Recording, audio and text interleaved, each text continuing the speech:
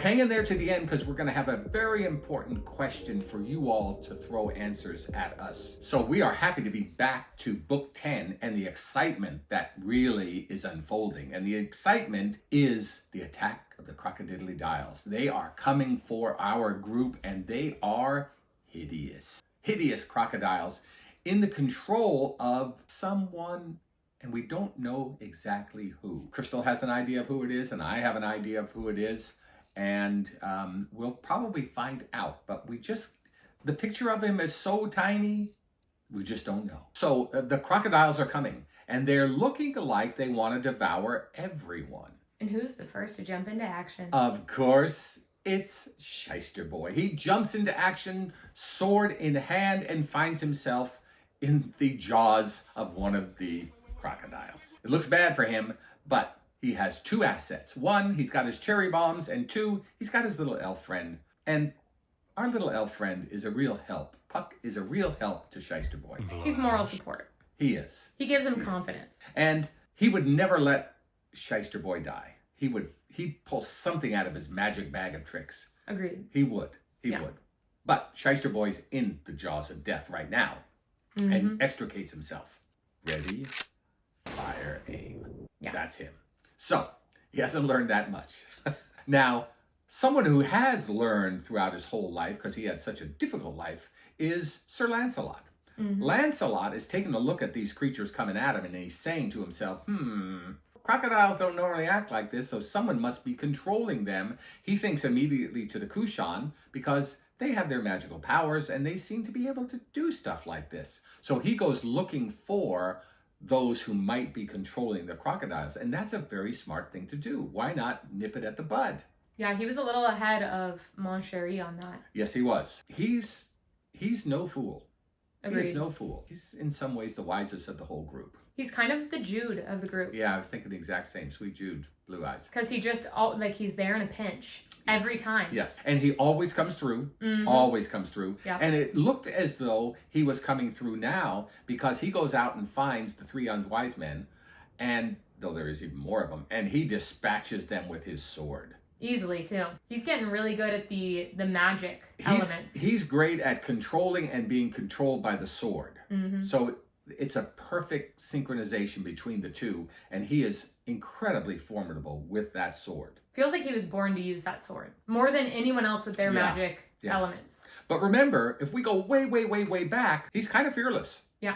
He was willing to take on Guts a long time ago. He just wanted to stack the deck a little to his advantage because he knew in a one-on-one, mano-a-mano, he'll lose to Guts. But he doesn't lack any bravery. Yeah. I like him. He's brave, but he's calculated.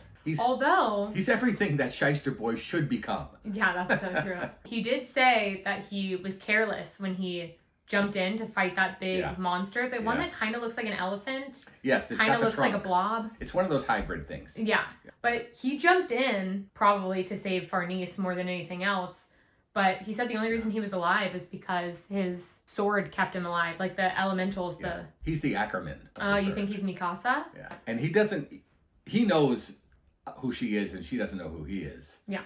But but anyway, that's an aside. I have tremendous respect for Sir Lancelot. Absolutely. Agreed. What's his real name, Serpico?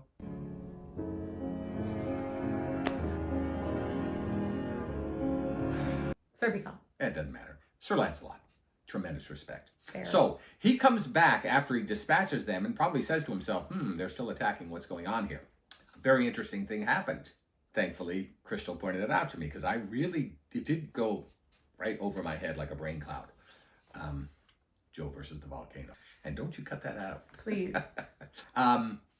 He goes back and he's got to help in the defense because the crocodiles are still coming. Guts now says, time to act. And he's got the Berserker suit on and he says to himself, I can control the Berserker suit. And these are just crocodiles being controlled by someone. I'll just go cut him into crocodile ribbons. Yeah, he's trying to teeter with the armor. He's making the big mistake that he can control the armor. Especially in such like a charged situation.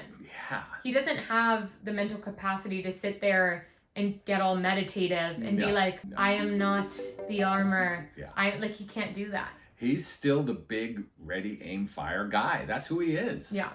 And he's a little bit wiser, but not that much. Yeah. So he's going about hacking them to pieces, and he's doing a good job at it. But while he's doing it, they're still coming. And the realization comes that, hey, this is a lot of crocodiles for one guy to take care of. And so guess who starts to take over? The armor that he's in control of. Yeah. No, he's not. That he has the reins of. Yeah. And so a very dangerous thing is occurring. He is being taken over by the Berserker armor. And he almost lets it take over when he has to fight that elephant blob Yes. monster. When the elephant man shows up, he needs the Berserker armor. It's huge. Yeah. It's an elephant. They're strong. Just their trunk is strong enough. Yeah. And he does dispatch it. But it's still not over. And something very interesting happens. And I confess to you, I missed it. I totally missed it. I thought Guts took care of everything, but he did not take care of everything. What really happened is those crocodiles were coming through the door where Farnese had her sword out, defending Casca as instructed by the little good witch. By her teacher. By her teacher. She had her sword out. Good for you, Farnese, because you are a swordswoman of some repute. And why not take it out? You know, sometimes you don't need magic, you just need a good sword. Yeah. And she takes it out. So for once, she's a caretaker with a sword. I like that. Yeah. Ready to defend, too. But the dynamic thing that happens is Little Good Witch is trying desperately to control, especially Guts in his suit. But who should come through for them? Gutska comes through. He gives the crocodile the evil eye. And the crocodile says to itself, I don't belong here. I'm going to leave. So it's little Gutska, little boy Gutska. He saves the day. Why? Saves the day to save his mother, of course. He's always saving his mother. Not Guts, for some reason. Not so much. Maybe After because all, he thinks Guts doesn't need it? Guts wanted to turn him into Swiss cheese. Yeah, that's fair. He did. And he knows that. Yeah. He's got enough of a memory. Yeah. So, but he loves his mother. He loves his mother. What little boy doesn't love his mother? So he saves the day. But the action isn't over yet because Berserker Boy is going crazy. He has sliced and diced, and he is in his mad dog mode. And we learn that the suit of armor that he's wearing, the Berserker armor, takes total control. Yeah. And it doesn't know when to quit. It doesn't know the difference between friend and foe. And Guts turns to his friends, and he has an ominous look to his jaws, his mad dog jaws. And who should step forward? Sir Lancelot. You gotta like Sir Lancelot. He knows that he can't handle Guts without his armor on. Yeah. But I would say confidently steps in front of everyone, sword drawn, saying to himself probably, I've got a magic sword. I know how to use it. I'm their only hope. But he doesn't have to go up against Guts because little boy Gutska, he is the one who reaches out. And I missed that too. I thought, who is this ethereal creature? Well, it was little boy Gutska. He reaches out to his dad, wakes his dad up, so to speak, with his own magical powers, which is interesting because we don't know. We know that the little boy loves his mom, but we also know he's part of that other realm. Yeah, the dark side, if you will. And yet, so is Casca and Guts part of that dark side. They would love to lose it. Probably the little boy would love to lose it too, but right now, he's their defense. And so he's able to reach down to his father inside the Berserker armor, tells his father, Guts, stop. And so he saves the day. It wakes him up so thoroughly that he comes out of his mad dog stupor and realizes that, boy, was I a dangerous fellow when this suit of armor takes over. Very dangerous. He probably puts an eye on our friend Sir Lancelot too and says, Sir Lancelot was here to stand in the gap. Good man. And we have this look from Sir Lancelot. And remember, we got to go way, way back. But Lancelot had a little discussion with Guts, which essentially, as I recall, said, you know, once this whole gig that we're together is over, you and I are probably going to face off. Well, I think for Sir Lancelot's sake, it's a good thing they didn't, face off just now. So little boy saved the day and saved Lancelot from a hideous death. But Sir Lancelot's looking at Guts with a little more caution now. He is, because he knows that without the Berserker suit on, they're friendly. I mean, they get along just fine. They fight together side by side. There's no denying that Guts is the main dude when it comes to these battles. But Lancelot is the number 2 guy by far. And he's so good with a sword, with his magical sword, that he's not that far behind Guts. You know, he really takes care of whoever he needs to. Yeah.